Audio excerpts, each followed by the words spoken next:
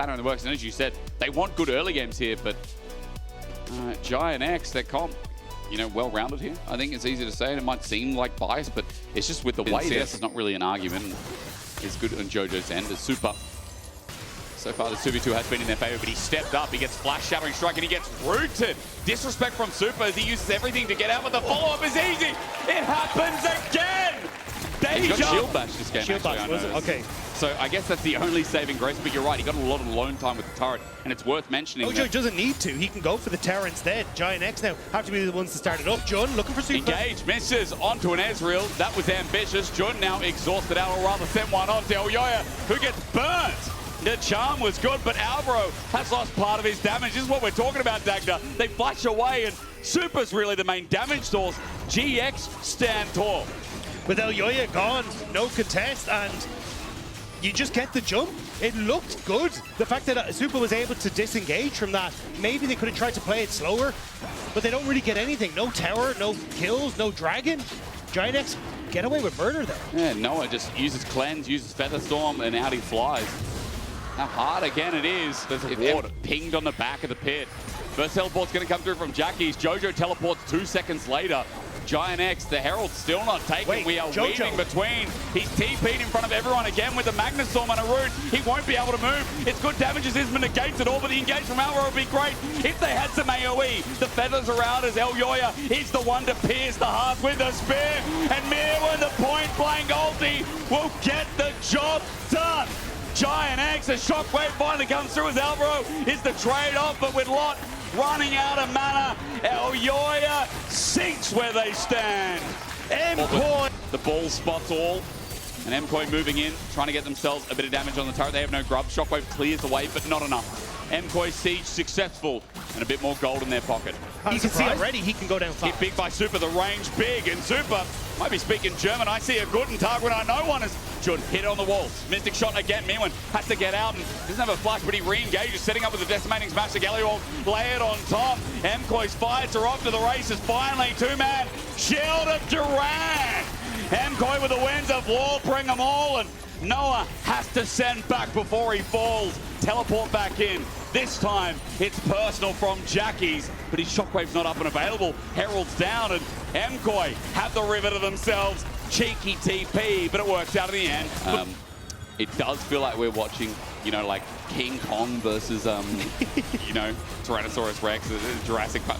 You know what I'm talking. We know what I'm talking. Everyone knows the Godzilla. Getting a little bit harder as Super just walks up mid and takes turret. Okay, 2-item Ezreal easily done. GIANTX. Super trying to see if he can get in onto this wall and have access to the back line, but it's going down slowly. Alvaro's the only one zone controlling. Decimating smash not connecting. Mirwin playing his own zone control nowhere. Ults are back. The Galio Hero's entrance is big, but look, the separation. Meanwhile, Mirwin is the full target. GX are just letting Noah unleash, but he can't kill the tank.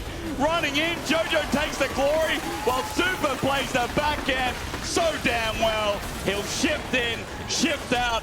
GIANTX have been rooted out. GIANTX couldn't keep their carry safe. MKOI jumped on them from every angle and turned one side. Jackie's on the other side with Jun, which makes it really difficult to keep the Orianna safe. Same when you look at Noah, ends up trying to get stepped up coming in towards the end of playoffs. That helped carry them in a lot of the fights. Noah Elyoya is going to force the ulti immediately, but he can't move. As soon as Noah comes down, he does not survive. Hero's entrance onto Jun, and JoJo has shown us a bit of heroism in this game. I will admit, as Movistar are taking down numbers. GIANTX just haven't been able to keep Noah and Jackie safe in these fights. MKOI consistently finding multiple flank angles, getting the double ultimates in onto those key carries to separate the fight and making things easier for them in a skirmish.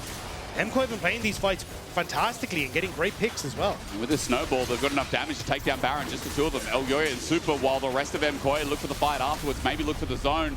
Shockwave in on a Rakan, that does nothing. And Baron goes down, 7,500. Keep coming out of nowhere, Rakan, Galio, Pantheon, and then eventually the Scion. There is no movement allowed, and every single time someone has a burn. His flash still on cooldown here, and his ulti. That's up at about 10, 15 seconds from now. But meanwhile, MKOI dotting the I's and crossing the T's, 8,500 gold lead, and with this Baron, GIANTX scared to step up. They look for small trades onto Alvaro every time, but he's just baiting them. He's wasting their time. Jojo's going to be shockwaved in, but there's a full minion wave here. Shield Durant negates a little bit, and the minions are going to do the work for him. It was also a bit dangerous from Jackie's. MKOI were in a position to try and cut GIANTX off from that top side. You can see it kind of here, but they end up opting in towards the mid lane turret instead. And they will end up cracking open the base. All right, base easily done, and both games kind of turn into stomps, like past the 20, 25 minute mark. They've just been runaways. At least this one got a little bit bloodier, but yeah, MKOI haven't really shown any weakness in their 5v5s, in their small skirmishes. Another Nexus turret, or rather Inhibitor turret, going to drop down. Inhibitor's next. I'm sure that Nexus turret won't be a misspeak. That'll be coming shortly. Mewin's zoning them off. His ulti up and available. Now both Inhibitors down. Top wave is coming in as well. GIANTX are like, we've got to defend the last turret, but man, where do you defend? It's anarchy. All minions are coming in, and Super's just stepping up. Arcane shifts away. Baron Cannon minions for the win, literally. One Nexus turret down, one to go. GIANTX, they're looking like a bunch of chickens right now. Headless they soon will be. Decimating smash, heroic entrance, a shield of Durant, and the winds of water blow down Jackie's. GIANTX D in game 2.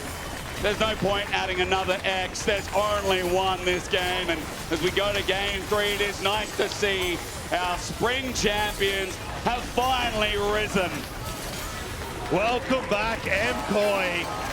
My word, that was a performance. Start to finish.